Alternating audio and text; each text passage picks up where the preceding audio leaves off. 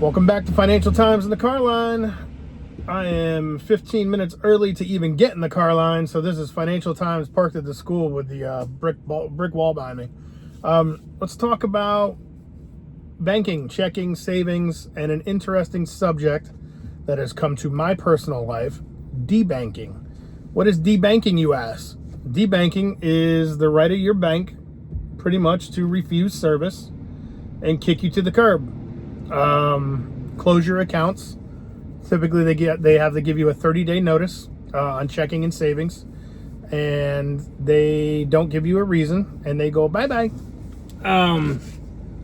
So long story short, I was let go from the bank because they couldn't account for $6.81 on my expense report.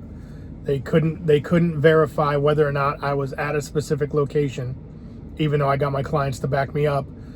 But I was almost 18 years in the job. I was one of the highest paid individuals on the team. Do the math. They've now hired other individuals, probably at a little bit of a lower cost. But look, I was about to go out on FMLA. Not saying they fired me for those reasons, but when there's smoke, there's fire. But I got debanked. So I get a letter after getting let go for about 2 weeks later.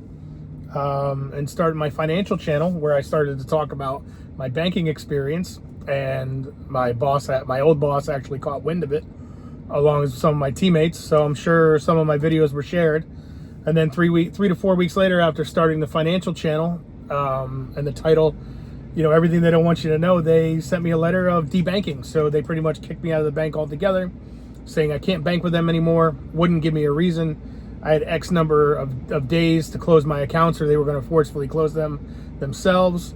But the joke's on them, because when I said I wanted to talk about checking and savings, I went to Swagbucks, which is it's a search engine, and I ended up finding a link for SoFi Bank. I'm going to put the link to Swagbucks below so you can get a bonus. So what you do is you search on Swagbucks just like Google. So if you want to buy through Best Buy, you just type in Best Buy in the search engine, and it says you'll earn 5% back for every dollar spent in Swagbucks.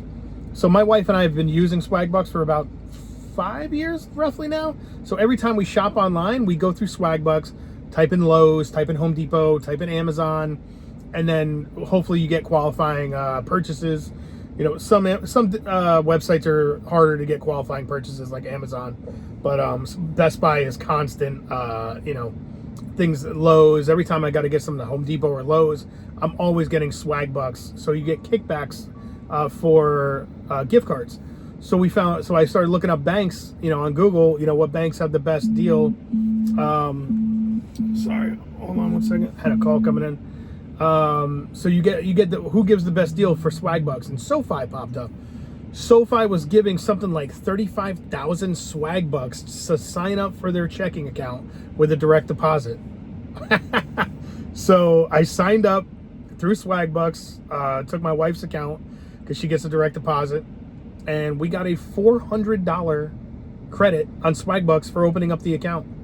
How crazy is that? So now we get to cash out $400 for Amazon, Best Buy, whatever you want. You can cash it out for Target, Amazon, Walmart, Starbucks, restaurants. You can get whatever you want, and it takes about 2 to 3 days to get the gift card.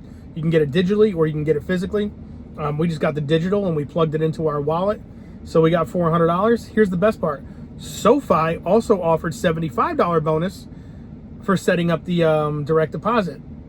So what did I do with my wife's account? I then referred myself, got her another $100 bonus. So we, in effect, got a $575 bonus for switching accounts. So joke's on you, bank, for debanking me. If you want to know what bank it was the big red bank with the horses that are involved. And they're driving something in the 1800s. There's a great documentary about them. It's called Wyatt Earp and the Cowboy War. And they mention this bank repeatedly about how wonderful they are. So yeah, look it up. But I'm going to put the Swagbucks below. If you ever get debanked, don't sweat it. It's no big deal. There's a million different banks out there. When I read the letter, I just started laughing. So the first thing I did, just instantaneously, what are the best rewards for opening up different checking accounts here and there? So The best thing is SoFi sent us the debit cards within 2 days. And then they called us and they're like, hey, welcome to SoFi. You got any questions? Because they're not a brick and mortar. They're an online bank. So keep that in mind. But I bank with Bank of America as well. And they've got no brick and mortar around me. I haven't had to go into the bank. Everything's done over the phone or everything's done over the computer now. So I hate to say it. Like it sucks because those jobs for the tellers and everything, they're going to go by the way of AI, virtual assistants very soon, in my opinion.